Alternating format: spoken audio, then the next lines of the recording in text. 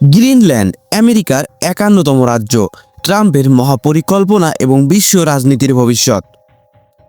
পৃথিবীর মানচিত্রের একদম উপরের দিকে তাকালে বরফে ঢাকা এক বিশাল সাদা দ্বীপ চোখে পড়ে, নাম গ্রিনল্যান্ড। ২১ লক্ষ বর্গ কিলোমিটার এই দ্বীপটি আয়তনে বিশাল হলেও এর জনসংখ্যা মাত্র ৫৬,০০০। ২০১৯ সালে তৎকালীন মার্কিন প্রেসিডেন্ট ডোনাল্ড ট্রাম্প যখন হুট করে এই দ্বীপটি কেনার প্রস্তাব দেয়, তখন পুরো বিশ্ব হেসেই উড়িয়ে দিয়েছিল। ডেনমার্কের প্রধানমন্ত্রী তো এতে অবাস্তব বলে সরাসরি নাকচ করে দেন। কিন্তু ২০২৬ সালে দাঁড়িয়ে আমরা যখন বিশ্ব রাজনীতির সমীকরণ দেখি, তখন বোঝা যায় ট্রাম্পের সেই বাস্তব কোনো হাস্যকর বিষয় ছিল না, বরং এটা ছিল এক গভীর ভূ রাজনৈতিক চাল, যা আমরা বিশ্লেষণ করব।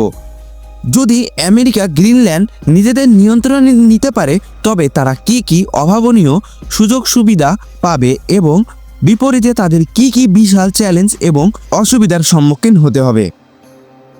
গ্রিনল্যান্ডকে বলা হয় দ্য আনসিঙ্কেবল এয়ারক্রাফট ক্যারিয়ার, বা কখনো না ডোবা এক রণতরী। আমেরিকার জন্য এর প্রথম এবং প্রধান সুবিধা হলো এর ভৌগোলিক অবস্থান। মানচিত্রে দেখলে বোঝা যায় গ্রিনল্যান্ড ঠিক উত্তর মেরুর প্রবেশদ্বারে অবস্থিত।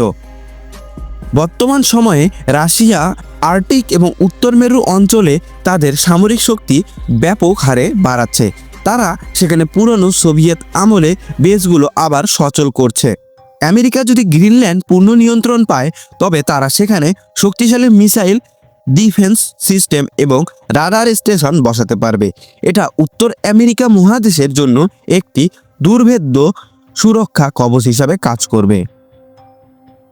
গ্রিনল্যান্ড আমেরিকার অলরেডি একটি এয়ার বেসে রয়েছে, কিন্তু পুরো দ্বীপটি নিজেদের হলে আমেরিকা সেখানে পারমাণবিক সাবমেরিন এবং স্টেলথ ফাইটার জেটের স্থায়ী আস্তানা গড়তে পারবে।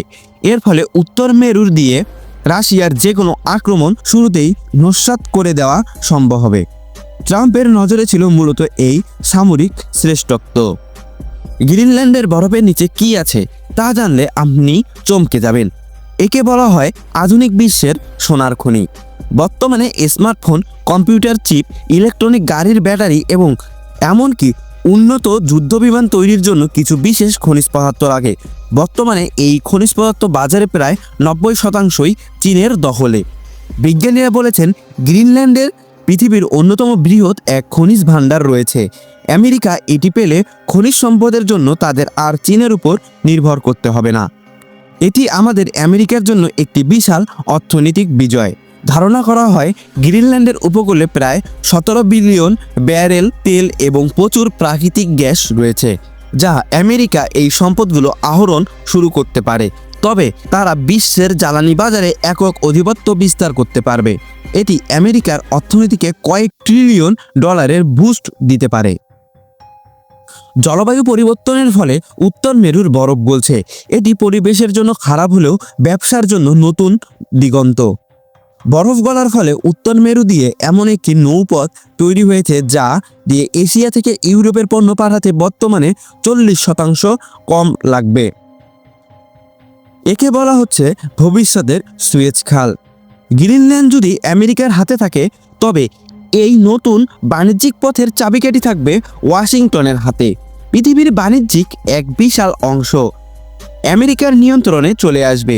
পানামা খালের ওপর আমেরিকার যে নিয়ন্ত্রণ ছিল, গ্রিনল্যান্ড হবে তার চেয়েও বেশি শক্তিশালী একটি পয়েন্ট। তবে এই সুবিধার মুদ্রার উল্টোপিঠও আছে। গ্রিনল্যান্ড কেনা বা চালানো আমেরিকার জন্য মোটেও সহজ হবে না। গ্রিনল্যান্ড বর্তমানে ডেনমার্কের কাছে থেকে বছরের পর বছর ৬০০ থেকে ৭০০ মিলিয়ন ডলার ভর্তুকি পায়, কারণ সেখানে অবকাঠামো তৈরি এবং মানুষের জীবনযাত্রার ব্যয় অত্যন্ত বেশি। আমেরিকা যদি এটি নেয়, তবে এই বিশাল বার্ষিক খরচ আমেরিকার সাধারণ ট্যাক্স পেয়ারদের ঘাড়ে পড়বে। ডোনাল্ড ট্রাম্প আমেরিকার দীর্ঘদিনের মিত্র। ট্রাম্পের এই জেদ ডেনমার্কের সাথে সম্পর্কের চরম অবনতি ঘটিয়েছে। আন্তর্জাতিকভাবে এটি আমেরিকার একটি সাম্রাজ্যবাদী দেশ হিসাবে তুলে ধরতে পারে, যা তাদের ইমেজ নষ্ট করবে। গ্রিনল্যান্ডের ৯০% মানুষ ইনুইট বা আদিবাসী। তারা হাজার বছর ধরে সেখানে স্বাধীনভাবে আছে। তারা যদি আমেরিকার শাসন না মেনে নেয় তবে সেখানে বড় ধরনের নাগরিক অসন্তোষ এবং বিশৃঙ্খলা হতে পারে। খনিজ সম্পদ উত্তোলনের জন্য গ্রিনল্যান্ড বরফে খোরাখুরি করলেও বৈশ্বিক উষ্ণায়ন আরও বেড়ে যাবে। এটি পৃথিবীর জলবায়ুর জন্য এক ভয়ঙ্কর বিপর্যয় ডেকে আনতে পারে। সবশেষ বলা যায়, ডোনাল্ড ট্রাম্পের গ্রিনল্যান্ড কেনার ইচ্ছা কোনো হঠাৎ নেওয়া সিদ্ধান্ত না। এর পিছনে ছিল কয়েক দশকের ভূরাজনৈতিক চিন্তা। যদি আমেরিকা এটি পায় তবে তারা সামরিক এবং অর্থনৈতিকভাবে পৃথিবীর প্রতিদ্বন্দ্বী শক্তি হিসাবে পরিণত হবে, কিন্তু এর বিনিময়ে তাদের গুনতে হবে বিশাল আর্থিক মূল্য এবং হারাতে পারে আন্তর্জাতিক মিত্রদের বিশ্বাস। প্রশ্ন হচ্ছে, আমেরিকা কি আসলেই কোনোদিন এই সারা দ্বীপটির মালিক হতে পারবে, নাকি এটি ইতিহাসের পাতায় কেবল একটি অদ্ভুত প্রস্তাব হিসাবেই থেকে যাবে? আপনার কি মনে হয় কমেন্টে অবশ্যই জানাবেন। দর্শক, আজকের ভিডিওটি যদি আপনাদের কাছে ভালো লাগে অবশ্যই লাইক, কমেন্ট এবং শেয়ার করে দেবেন। আর চ্যানেলটি সাবস্ক্রাইব করে আমাদের পাশেই থাকবেন। দেখা হবে নতুন কোনো ভিডিওতে।